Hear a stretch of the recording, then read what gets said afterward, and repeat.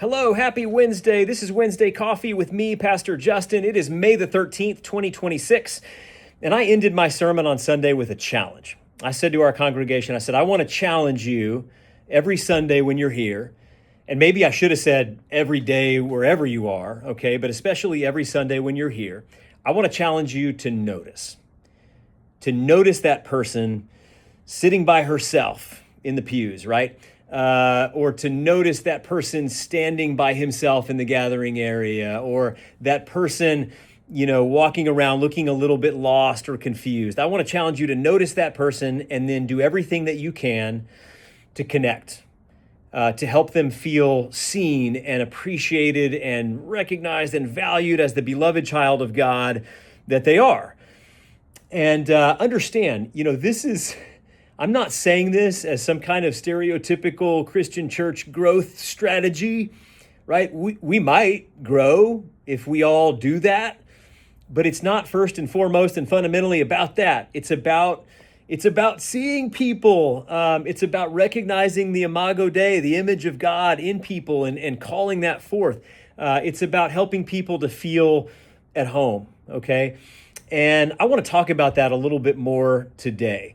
My claim for you is that we all need to be the welcome team, right?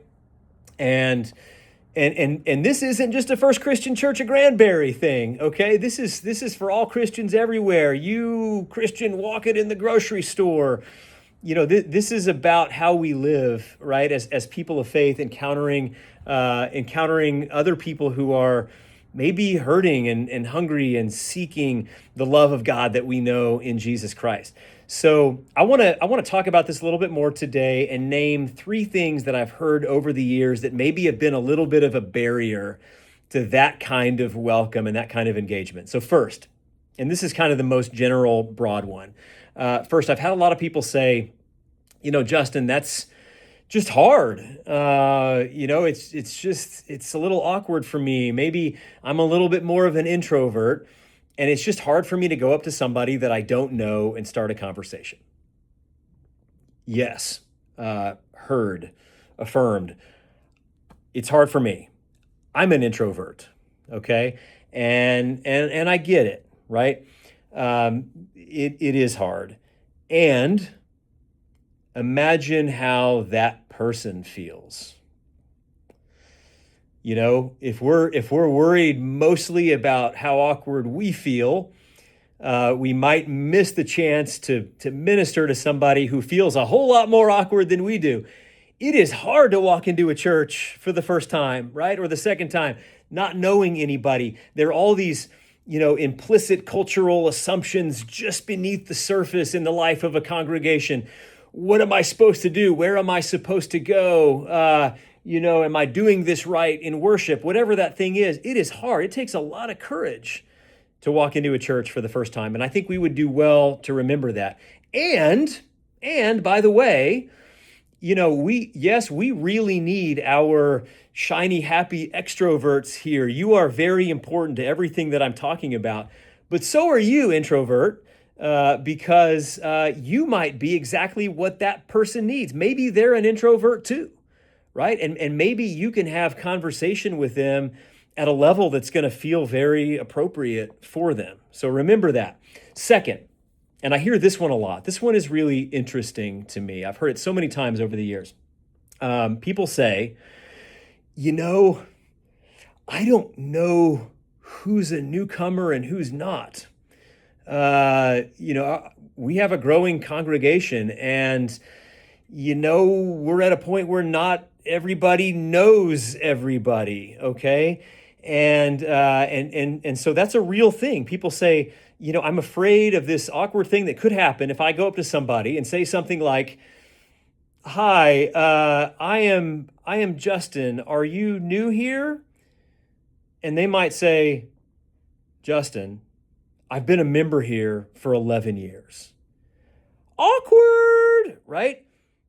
But here's the thing. You don't have to say it that way. We have an awesome welcome team here, as I said. Rhonda Herdman leads that team. Carol Farrell Bianduga used to lead that team. Both of them do something really well. They're great at coming up to people and saying something like this. Hi, I'm Rhonda, or I'm Carol. Have we met?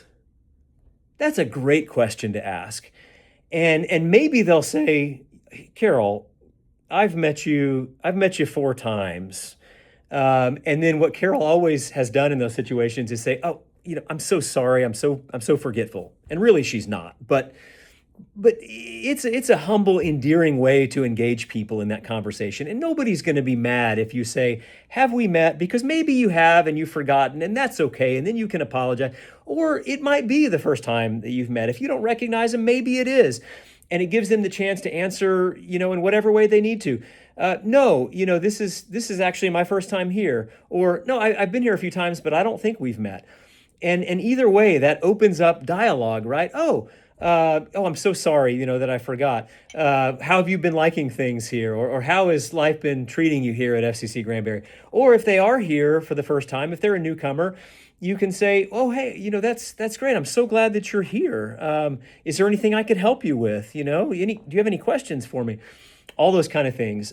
So please don't let that be a barrier either. The truth is, we're just not going to know everybody. We're not all going to know everybody as we grow.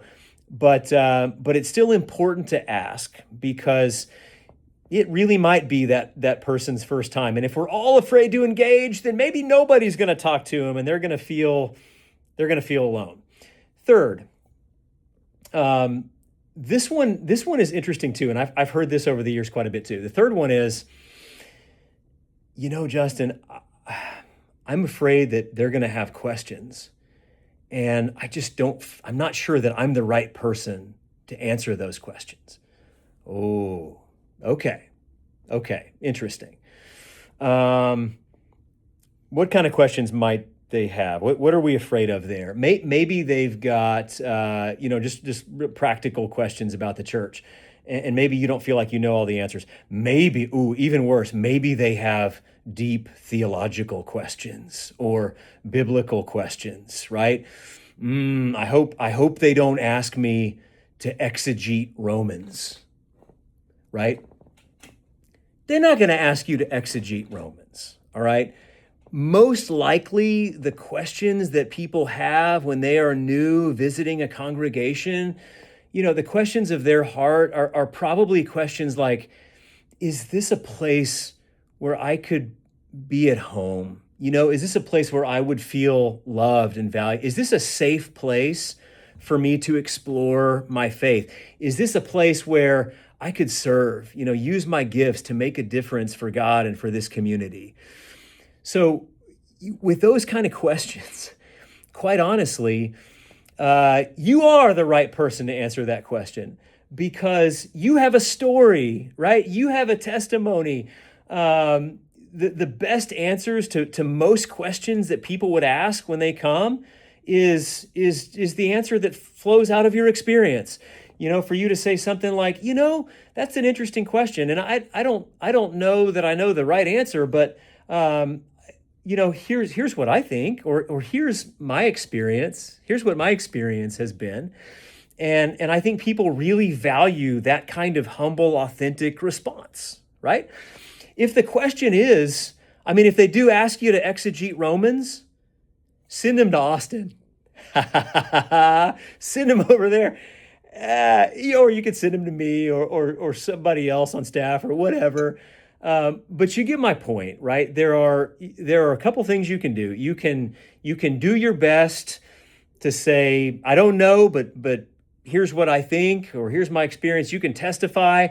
If you really don't know and you feel like it's a question that's beyond you, you can refer, right? You can say, that's a great question. I don't know. I'm not sure that I know the answer. But I could either find out for you or I can connect you with somebody who might be able to respond to that better than I can. So please don't be intimidated about those kind of things. Friends, the opportunity here is to be you coming along somebody in love. That's what we're talking about here. We're talking about seeing people, recognizing the image of God in them, and stepping out in authentic, loving faith. doing the best that you can to share the hospitality of Jesus Christ.